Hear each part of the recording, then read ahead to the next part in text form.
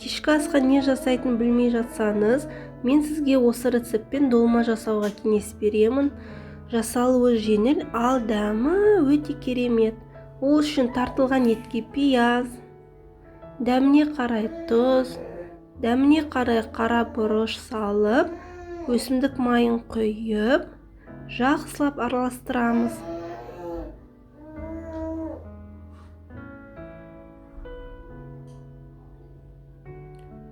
Салмасы дайын. Енді жүзім жапырақтарын жуып, біртіндеп салмасын салып, орап шығамыз.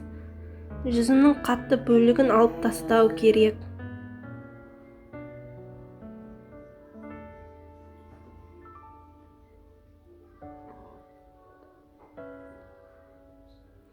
Негізі салмасына күріш салсаңыздар да болады. Мен салған жоқпын. Қалауыңызша.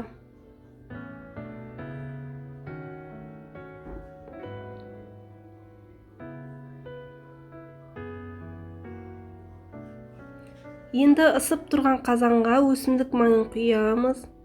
Пиязды қуырып аламыз. Қуырып алғаннан кейін туралған картошкамызды саламыз. Дәміне қарай тұз бен қара бұрышын салып, жақсылап араластырамыз.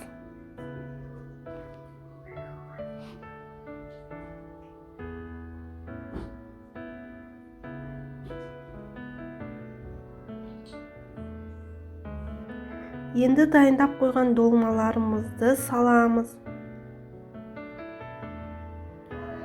Бетіне жайып шығамыз. Содан кейін қайнаған суды кішкене құйып, жай отқа 35-40 минут пісіреміз.